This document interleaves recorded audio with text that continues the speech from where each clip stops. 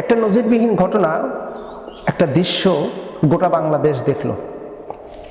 বাংলাদেশ জামাত ইসলামের চিন্মত্রী সম্মেলনে ইফতারের আয়োজন করল। এখানে প্রধানমন্ত্রী সহ মন্ত্রী পরিষদদেরকে আমন্ত্রণ করা হলো, দাওয়াত দেওয়া হলো। এই ইফতার মাহফিলে জনাব তারেক রহমান প্রধানমন্ত্রী, তার মন্ত্রী পরিষদ সহ এবং তার দলের গুরুত্বপূর্ণ ব্যক্তিবর্গ তারা এই ইফতার মাহফিলে উপস্থিত হলো। বাংলাদেশে এই প্রথম যে সরকার দলীয় এমনকি বিরোধী দলীয় এই দুই দলের নেতাকর্মী মানে মন্ত্রী পরিষদ, আমলা সবাই একসাথে ইফতারি করছে। এটা একমাত্র এই প্রথম একটা ঘটনা ঘটল। এখানে আমরা উপস্থিত হয়ে আমরা এখানে যা দেখতে পারলাম, আল্লামা মামুনুল হকের মাধ্যম দিয়ে ইফতার মাহফিলের মোনাজাত সম্পূর্ণ হলো।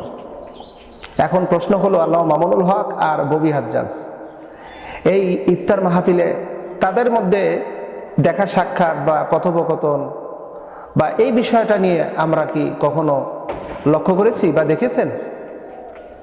হ্যাঁ, আল্লামা মামুনুল হক এবং ববি হাজ্জাজ তারা দুইজন একই আসনে নির্বাচন করেছেন। ফলাফলের হিসাবটা আমরা সবাই জানি। প্রাথমিক পর্যায়ে শুনলাম আল্লামা মামুনুল হক তিনি বিজয়ী হয়েছেন, তার বিজয়টাকে ছিনিয়ে নিয়েছে ববি হাজ্জাজ। এরকম একটি গুঞ্জন সোশ্যাল মিডিয়া সহ মানে এক কথা সেই আসনে, ঢাকা 13 আসনে এরকম একটা আলোচনা চলতেছিল। যাই হোক, পরবর্তীতে মন্ত্রী পরিষদ গঠন হলো।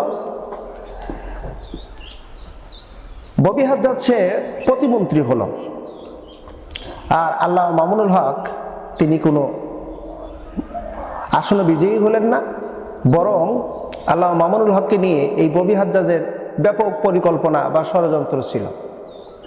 এখন সেই বিষয়টা কত দূর পৌঁছেছে এ ব্যাপারে আমরা আর খবর রাখি না, খবর জানি না। তবে যাকে কেন্দ্র করে, যাকে মেনশন করে এত কথাবার্তা মিডিয়াতে ট্রল করা হলো, ষড়যন্ত্রের কথা বলা হলো, সাংবাদিক সম্মেলনেও বলা হলো, অথচ সেই ব্যক্তিটির মাধ্যম দিয়ে মোনাজাত। আচ্ছা, একটা বিষয় কি কখনো অবজারভেশন করা হয়েছে? যার বিরুদ্ধে আমার সমালোচনা, যার বিরুদ্ধে আমার কথোপকথন, অথচ তার সাথে আমিন বলে মোনাজাতে অংশগ্রহণ, বিষয়টা কিন্তু একটু বেমানান। বিষয়টা কিন্তু আসলেও বেমানান। কারণ আমি যার বিরুদ্ধে সমালোচনা করতেছি তার সাথে আমি কেন মোনাজাত আমি করব? কারণ তো সে তো আমার পছন্দের মানুষ না। ঠিক এরকম একটা ঘটনা ঘটল এই চিন্মত্রী সম্মেলনে ইফতার মাহফিলে। আল্লামা মামুনুল হক তিনি মোনাজাত করলেন। মোনাজাতে দেশ এবং জাতির জন্য, এমনকি বর্তমান যে পার্লামেন্ট গঠন হলো এই পার্লামেন্টের মেম্বার অর্থাৎ সদস্য, এমপি, মন্ত্রীরা সবার জন্য দোয়া করলেন। দোয়া করলেন নিরীহ মানুষের জন্য, দোয়া করলেন গোটা বিশ্বের মুসলিম উম্মার জন্য। তার এই মোনাজাতের মাধ্যম দিয়ে অনুষ্ঠানের কার্যক্রম শেষ। পরবর্তীতে হলো ইফতারের আয়োজন। প্রিয় বন্ধুরা, ইফতার সবার সামনে উপস্থিত, এই যেন একটা মধুর মিলন মেলা। এখানে এই ইফতার মাহফিলে আমরা লক্ষ্য করে দেখতে পাচ্ছিলাম যে কেউ কারোর প্রতি অসন্তুষ্টের কোনো ছাপ নেই, বরং সবাই স্বতঃস্ফূর্তভাবে মানে কি যে একটা আনন্দের একটা মিছিল, আনন্দের একটা স্বর্গীয় একটা আনন্দের একটা পরিবেশ। এখানে মনে হলো না যে এটা সরকার দলীয় লোক, এটা বিরোধী দলীয় লোক। কিন্তু আমাদের মধ্যে কিন্তু এই ঠেলাঠেলি আছে তৃণমূল পর্যায়ের।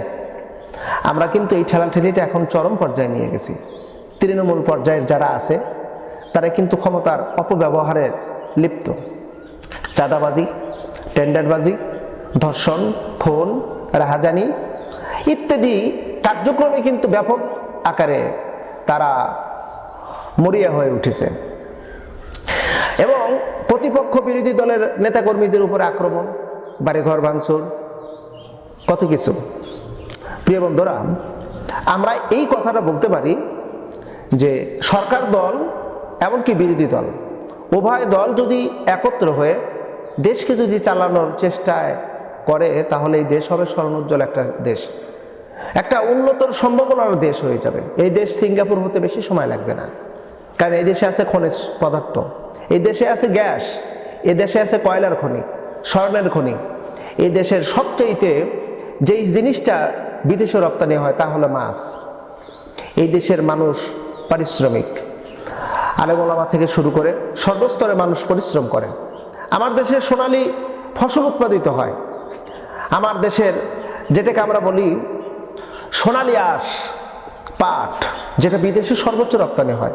এদেশের চামড়া, গরুর চামড়া, ছাগলের চামড়া, মহিষের চামড়া, যে চামড়াগুলো বিদেশে রপ্তানি হয়। অর্থাৎ আমার দেশের উন্নত করার জন্য যা যা প্রয়োজন ইন টোটাল সব আছে, শুধু দরকার হলো সৎ মনোভাবনার, সৎ নেতৃত্ব। এই সৎ নেতৃত্ব যদি আমার দেশে প্রতিষ্ঠিত হয়ে যায়, তাহলে লিখে রাখেন এই দেশ সর্বোচ্চ 2 বছরের মধ্যে সিঙ্গাপুরে পরিণত হয়ে যাবে। আসুন, মহান রব যেন আমাদেরকে এই দেশের যারা নেতৃত্ব দিচ্ছে তাদের মনোভাবনা যেন সঠিক পথে যেন ব্যয় করে। আল্লাহ সুবহানাহু ওয়া তাআলা তৌফিক দান করে, আমিন সুম্মা আমিন।